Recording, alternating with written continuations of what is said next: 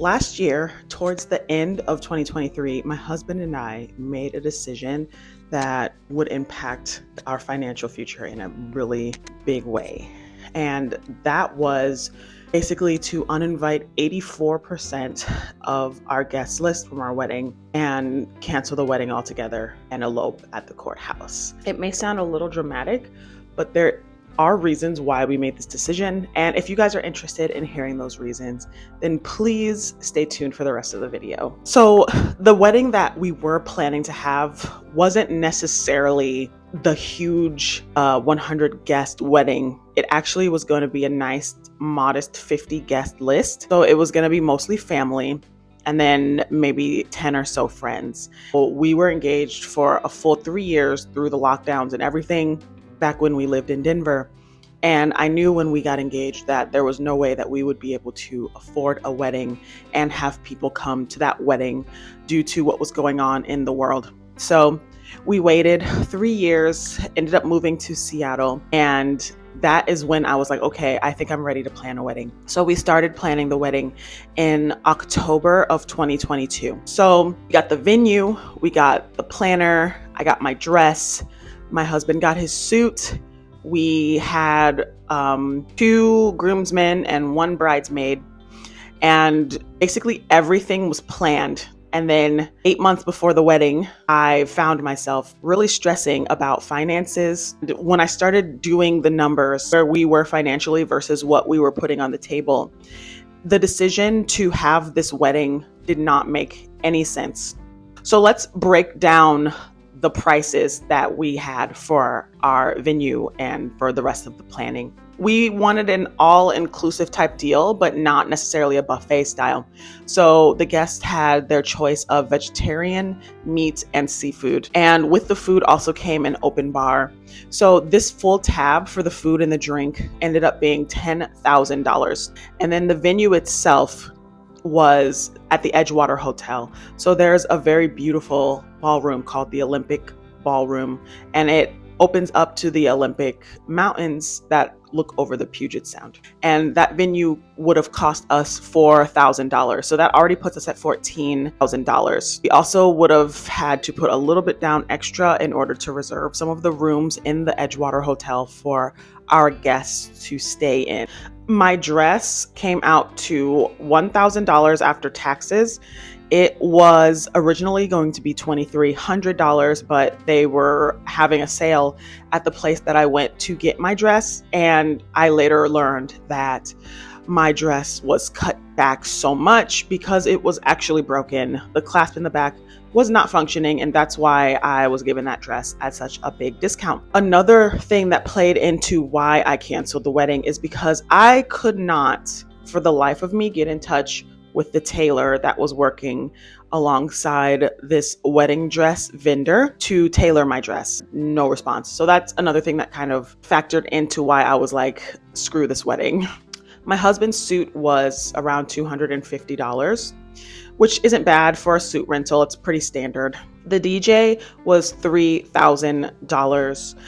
And I think it would have been worth it. I was the most worried about the DJing aspect just because I don't know why, and I don't know if it was an irrational fear, but I was worried that people wouldn't actually dance at the wedding. The photographer was $1,400, which is a good rate. It was for 6 hours of her time. And then the planner was $2,300. And this planner came with packages. And she was amazing. She did so good, but we did give her a deposit. So in the grand scheme of things, she still got money for her work. And really, we lost out on money in the end. And after the wedding, we would have paid off the difference of everything that went into the cost.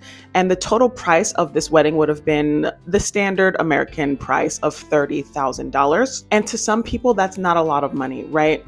For weddings, that's a minimal cost if you're going to have a standard wedding with a venue, open bar, full service, black tie, stuff like that. That's a good price. And we really did pinch pennies while also wanting the big wedding. But to me, that's a lot of money for a few reasons. The first being that we still have student loan debt. When we got married, our debt merged. So even though I only have $5,000 left of my student loans, my husband still has around $40,000 of his. So The thought of paying $30,000 in cash for a wedding and then having $45,000 of student loan debt just honestly made me sick to my stomach. So that's one of the reasons why we decided, you know what, it's not worth this cost. The second reason was because I was overwhelmed.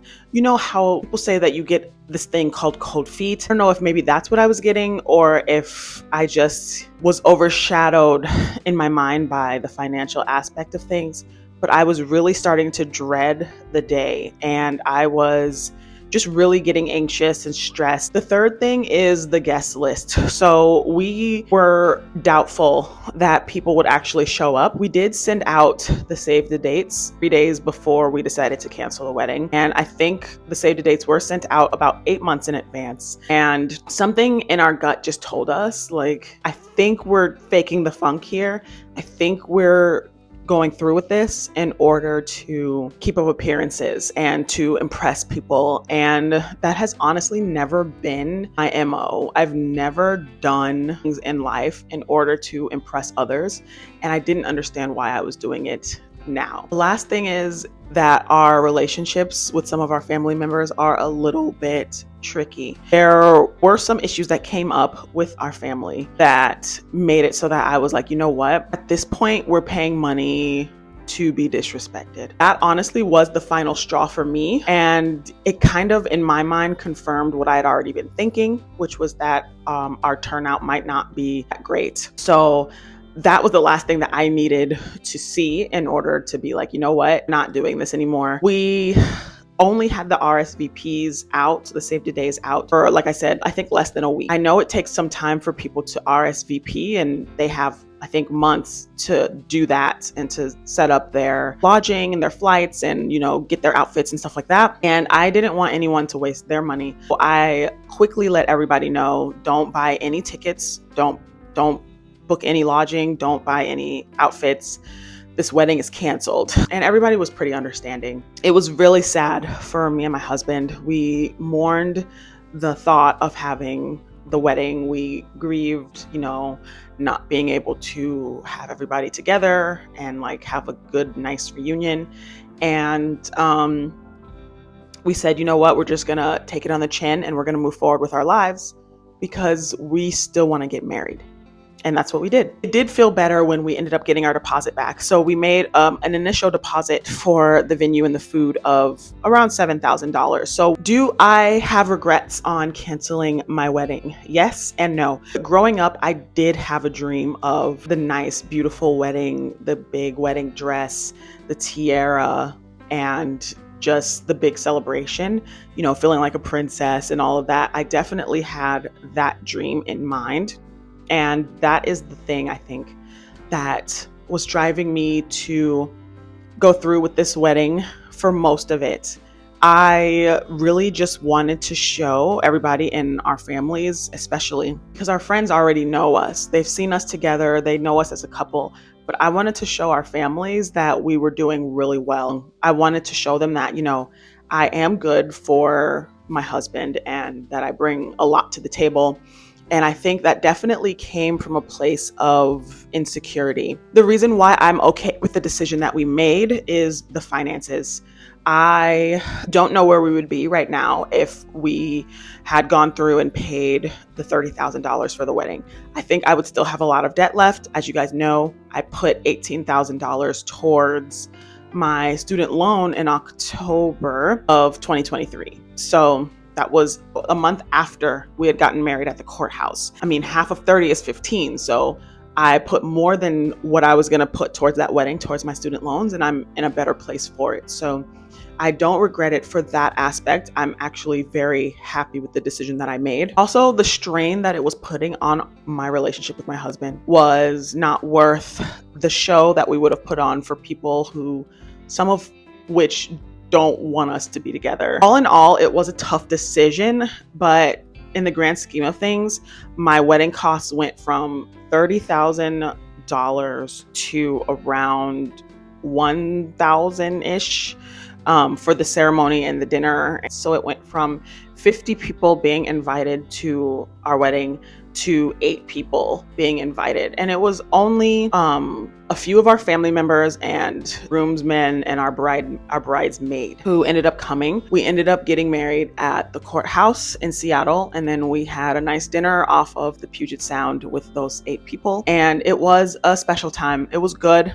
We enjoyed it. We still were able to have a little bit of a celebration and get some of the people together. Not everyone in our family was able to make it, which I do regret, but at the same time, I have never been one to hold celebrations like birthdays, weddings, prom, things like that. I've never been one to hold those into the highest regard of my life. So I think with some time, we've been married for about 5 months now, I have healed from the FOMO, I guess, of having the big wedding. And I am now secure in the decision that we made. So that is the story of why I canceled my wedding and how we went about saving money in the process. Would I do any of it again? Absolutely not. To the people who plan weddings and go through with it and everything works out and people show up and they dance and it's a good time, I admire you. I admire you because I am not built for it. And I'm hoping that this is one and done and we can just move on with our lives and start our family in the near future. And I really appreciate you guys being here for this video and, listening to me. It's a very weird, touchy subject for me and my husband, because we were looking forward to this wedding, but it was really an uphill battle planning this wedding. So I'm glad that it's over. I'm glad to put a pin in it. And thank you guys again for listening to my story. But I want to hear about yours. So in the comment section, please do me a favor and tell me if you got married the traditional way, if you went the courthouse way, or if you just signed some papers with 2 witnesses.